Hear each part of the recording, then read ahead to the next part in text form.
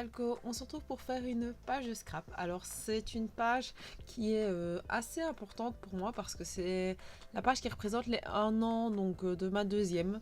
Et donc c'était au mois d'août. Donc vous allez me dire mais tu fais du un peu hiver au mois d'août. Mais c'est parce qu'en fait ma belle-sœur a fait donc le gâteau pour son anniversaire. C'est un peu la tradition dans la famille parce que moi je suis pas super douée en gâteau avec tout ce qui est déco et tout ça.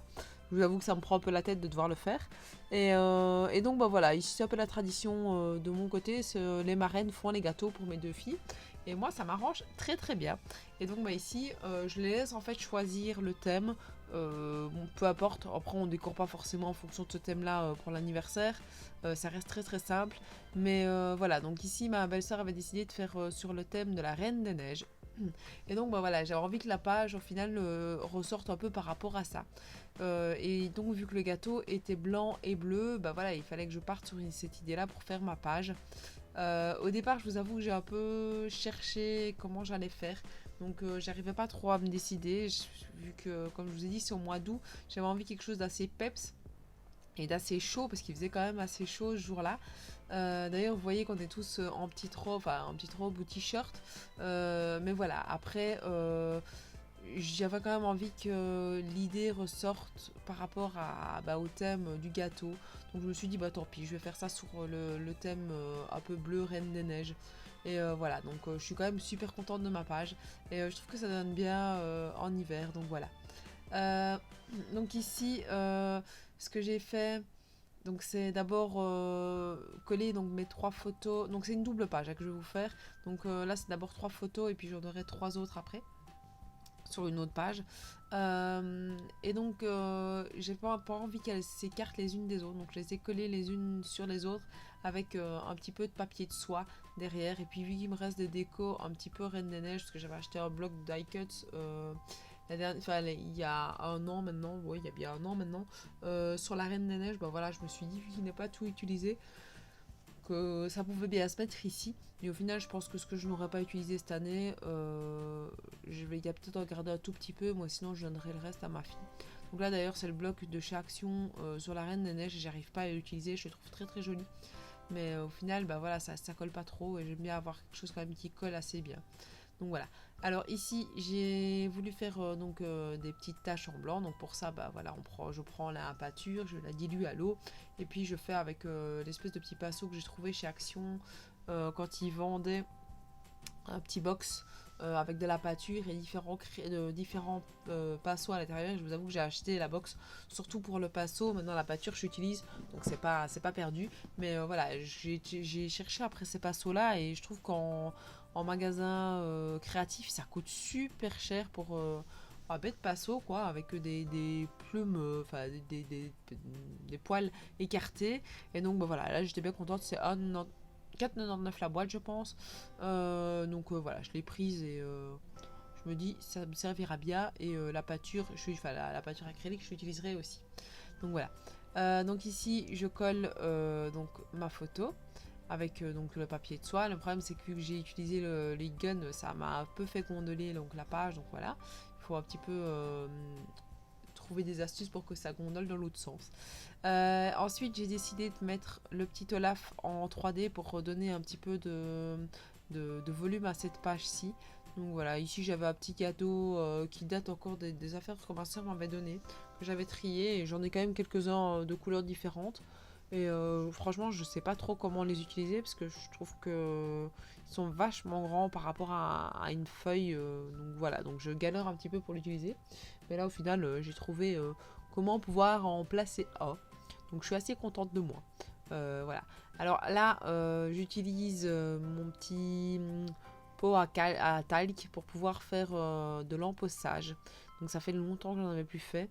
Parce que c'est une technique où il faut sortir 1 million de trucs et qui fait quand même assez bien de crasse parce qu'après moi me retrouve avec des paillettes partout.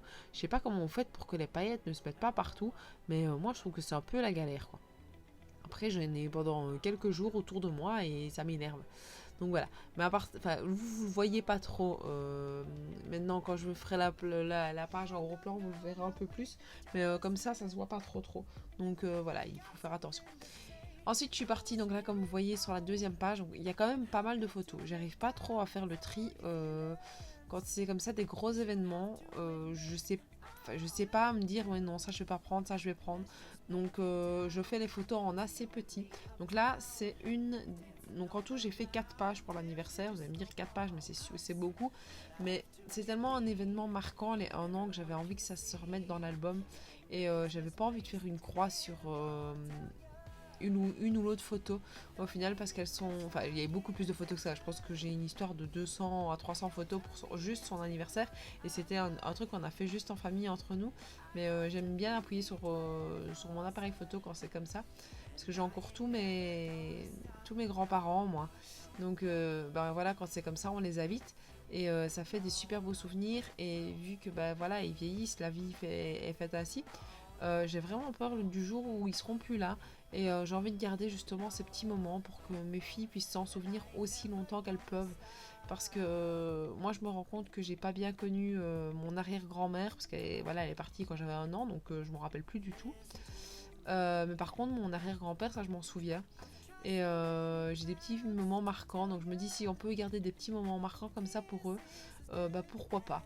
Alors bah voilà, j'aime bien prendre des photos, et puis ici il y avait quand même pas mal de photos où ma fille était dans les bras bah, de ses arrière-grands-parents, donc j'avais pas envie d'en laisser une ou l'autre sur le côté, donc j'avais vraiment envie de les prendre. Et puis on aime bien aussi aux anniversaires prendre la photo de tout le monde, la photo de groupe, aussi bien de la famille de mon homme que de la famille de mon côté, parce qu'on invite tout le monde en même temps quand c'est comme ça. Euh, et on est quand même pas mal quand on réunit tous mes grands-parents, ma soeur, ses enfants, ma belle-sœur, mes beaux-parents. Donc voilà, on était quand même, je pense, 19 en tout.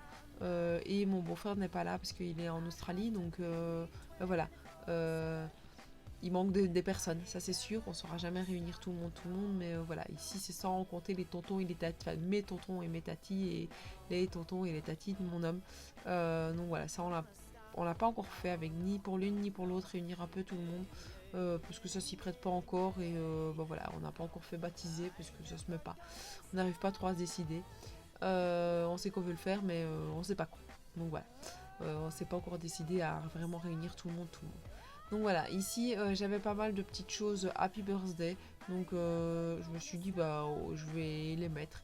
Donc vous avez eu le Happy First Birthday, parce que j'avais vraiment envie de l'utiliser. Quand j'ai acheté la petite planche de tampon, je me suis dit ouais, donc il faudra que je l'utilise celle-là. Et bah voilà, c'est pour ça que j'ai voulu le mettre. Et donc voilà.